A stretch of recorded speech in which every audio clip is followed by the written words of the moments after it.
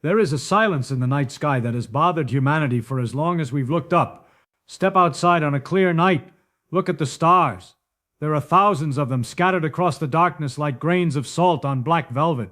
And something deep inside you whispers a simple, powerful thought. We can't be alone. That instinct feels natural. It feels logical. After all, if there are billions of stars and billions of planets, how could life only happen once? Surely somewhere out there, someone else is looking up at their own sky, wondering the same thing about us. But here's the uncomfortable truth. Your intuition was not built to understand the universe. It was built to help your ancestors survive in a very small, very specific environment. Your brain evolved to judge distances you could walk, threats you could see, and problems you could solve before sunset. It was never designed to comprehend millions of years, billions of kilometers, or the scale of galaxies. So when you apply your gut feeling to the cosmos, it doesn't just give the wrong answer. It collapses entirely. Because the moment you replace intuition with mathematics, the moment you replace feelings with physics, you run into something terrifying. The universe has rules. Hard rules. Unbreakable rules. And those rules may prevent civilizations from ever meeting. There are 5 of these rules, 5 verdicts handed down by reality itself. And the first one hits you before you even leave the ground. Distance.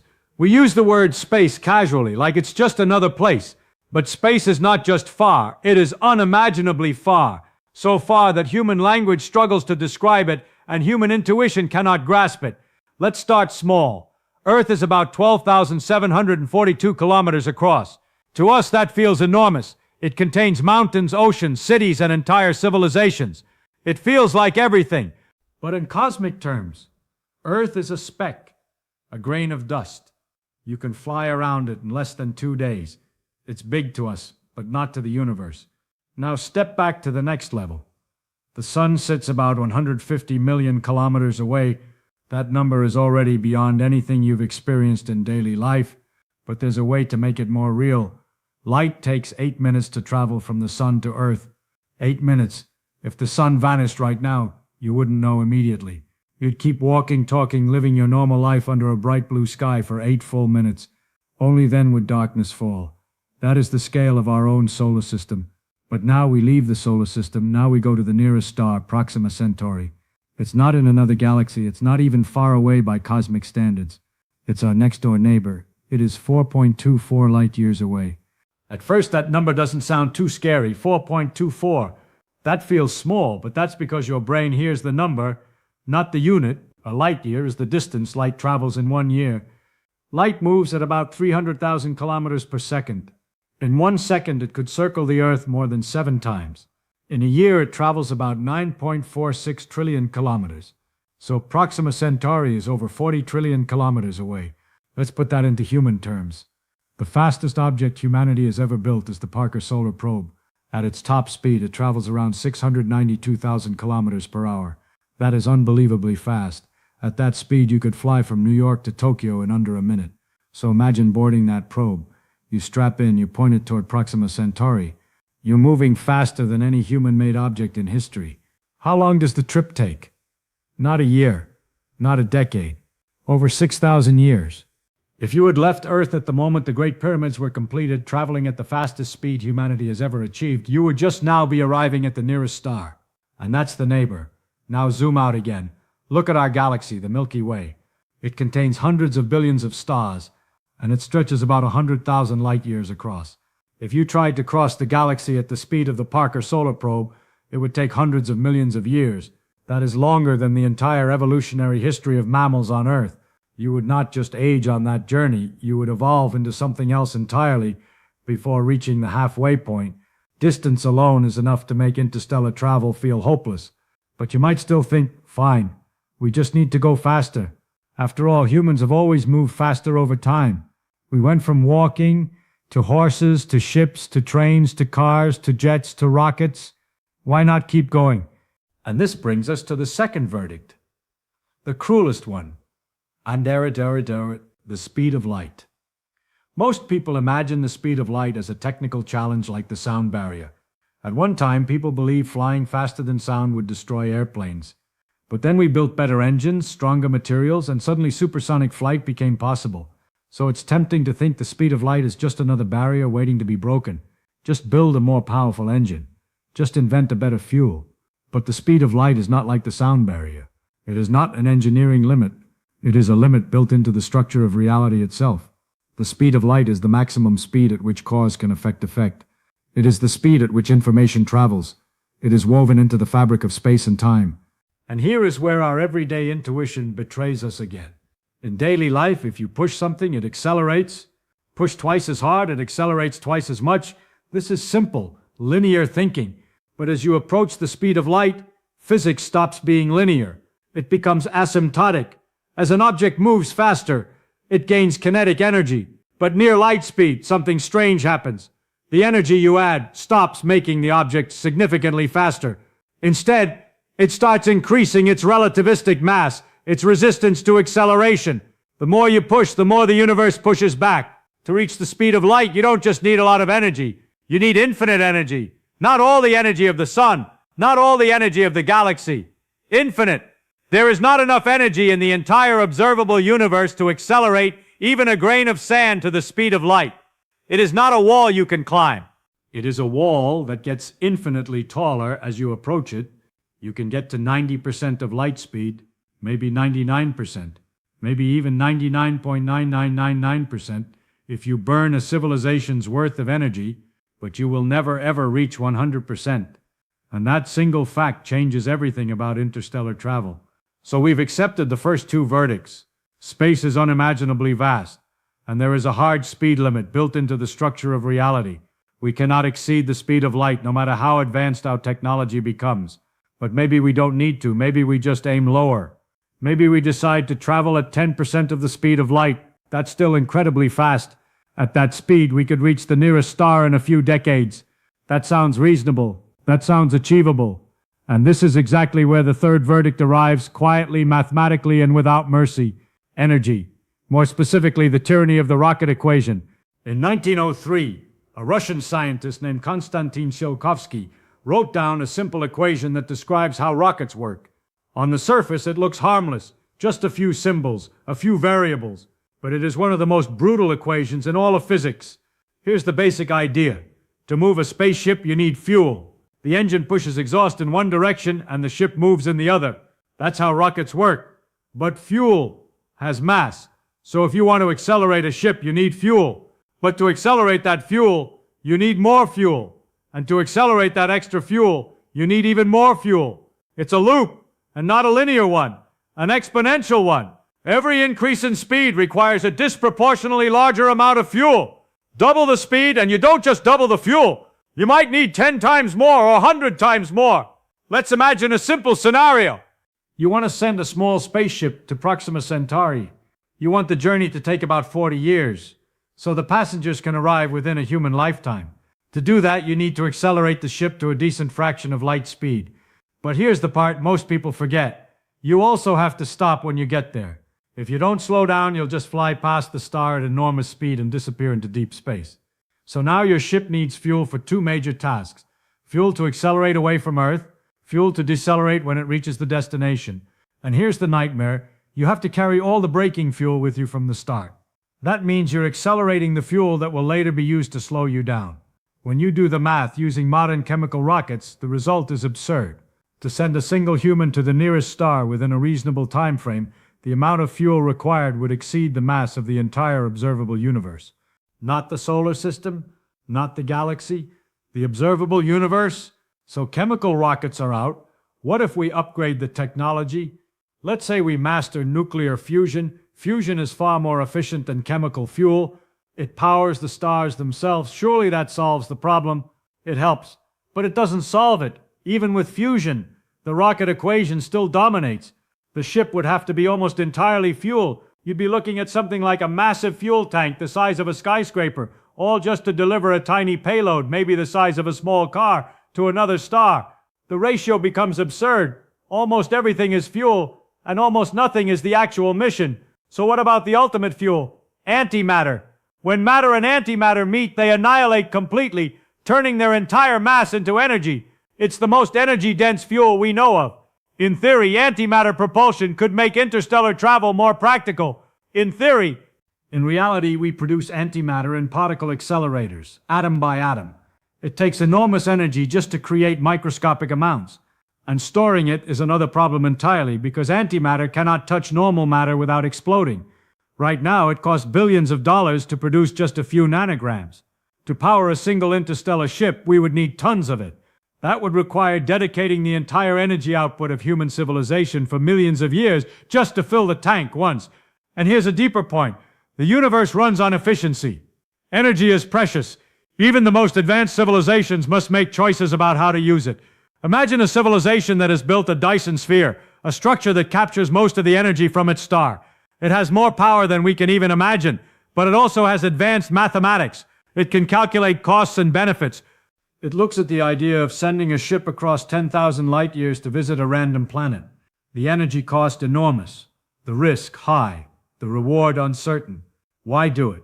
Why spend a star's worth of energy just to send a fragile biological organism or even a robot to a tiny blue planet that may not be interesting at all? With that same energy, they could build vast virtual worlds, simulated realities more beautiful and more exciting than anything the real universe offers. Advanced civilizations don't just have more power, they have more options. And interstellar travel is one of the least efficient uses of energy imaginable. But let's say they don't care about efficiency. Let's say they are stubborn, curious, or driven by some unstoppable urge to explore. They build a ship anyway. They solve the energy problem. They launch. Now they face the fourth verdict: biology. We love to imagine humans as space explorers floating gracefully in sleek suits, stepping onto alien worlds like pioneers. But the truth is less heroic. The human body is extremely fragile. It evolved for one specific environment, Earth. We evolved under one gravity, a thick atmosphere, a strong magnetic field, a stable temperature range.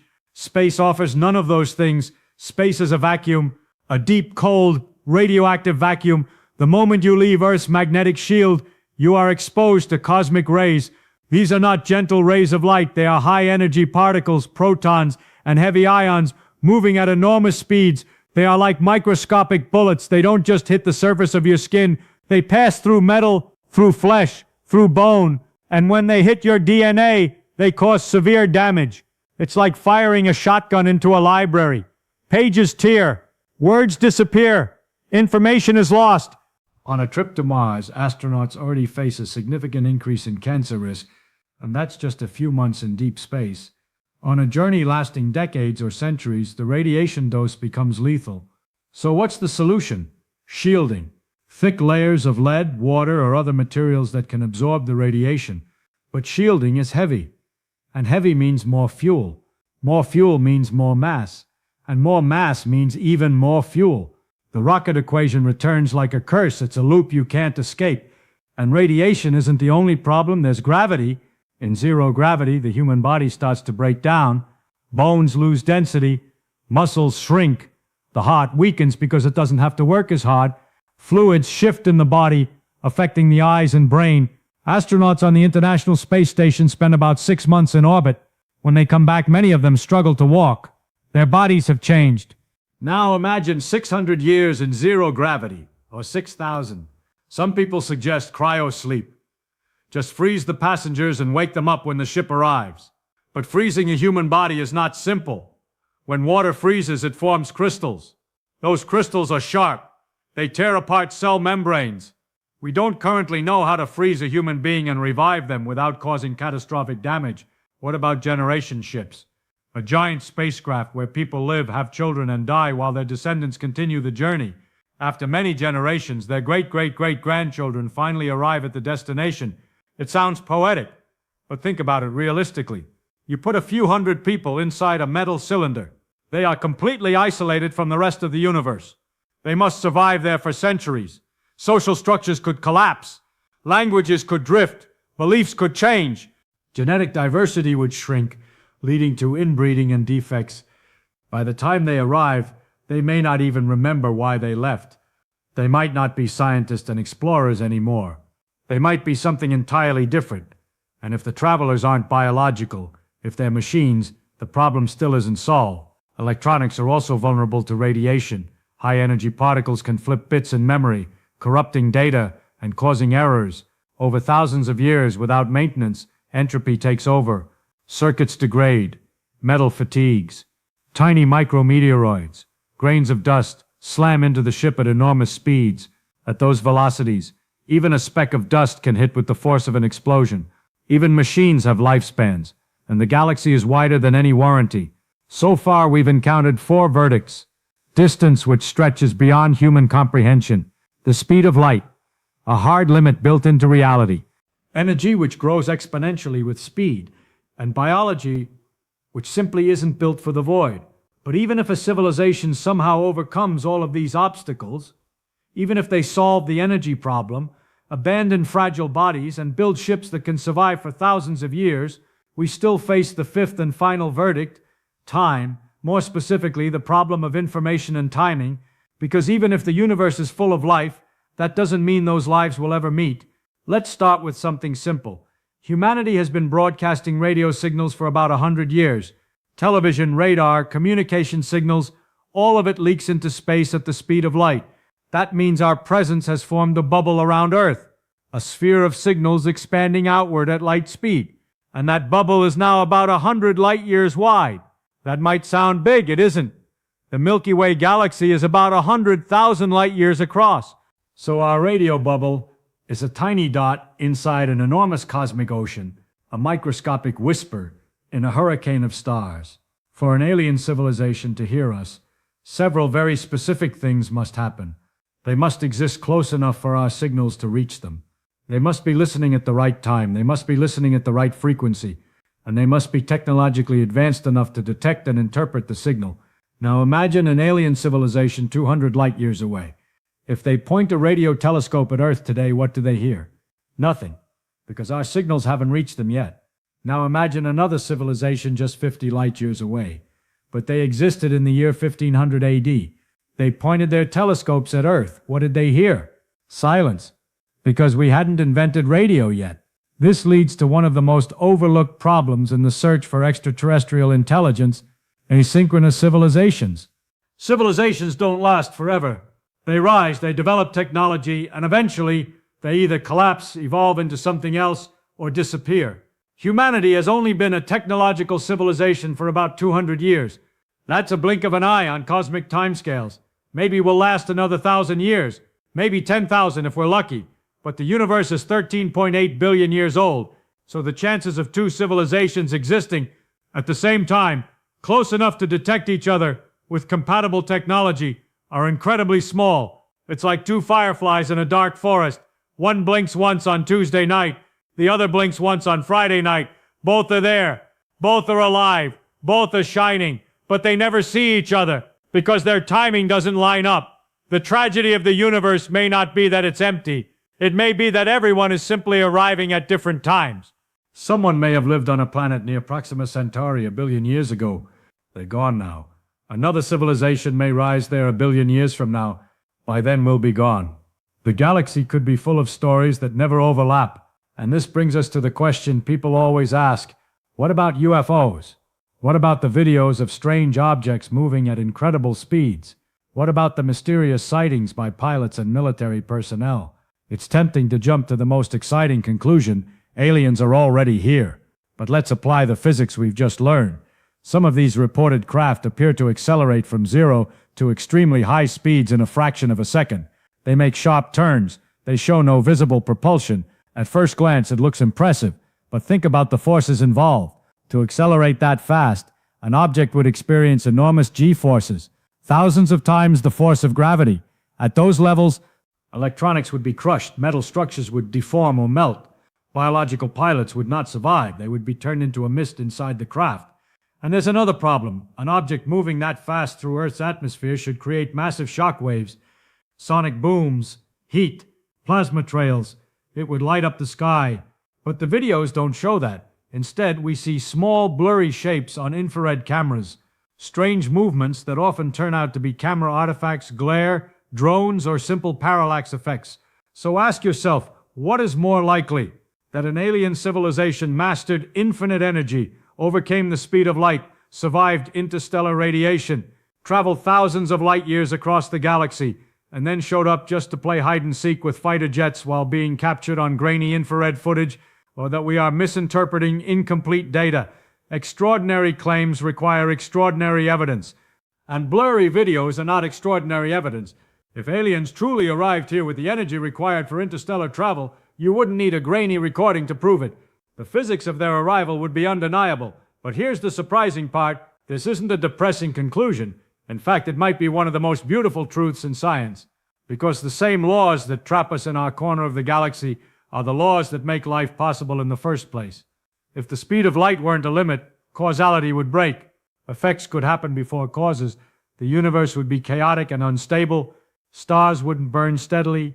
Atoms wouldn't hold together. Chemistry wouldn't work. Life wouldn't exist. The silence of the universe forces us to grow up. It forces us to accept something difficult but profound. No one is coming to save us. No alien civilization is going to swoop down and fix our climate, solve our conflicts, or hand us advanced technology. We are the only ones here. This fragile blue planet is the only home we have, and that makes it infinitely more valuable. If the galaxy were filled with starships and bustling alien civilizations, Earth would just be another stop along the way, a cosmic truck stop. But in a universe of silence, Earth becomes something else. A miracle. Life is a statistical improbability that happened anyway. Against all odds, atoms arranged themselves into cells, cells into organisms, and organisms into minds capable of looking up and asking questions. We are the universe becoming aware of itself. We may never shake hands with an alien. We may never sit in a spaceport cafe on another world. But we are made of the same elements. The carbon in your body was forged in ancient stars. The oxygen you breathe was created in stellar furnaces billions of years ago. We are connected to the cosmos, not by spaceships, but by physics itself. So the next time you look up at the night sky and feel that crushing silence, don't feel lonely. Feel rare. Feel proud. Out of all the chaos, all the explosions, all the dead stars and cold vacuum, something extraordinary happened here. We are here. We are alive. We are understanding. And for now, that is enough. The universe may not owe us visitors or answers, but the fact that we can ask the questions at all is already a miracle. So keep looking up, keep asking. Because even if the universe is silent, the search itself gives our existence meaning.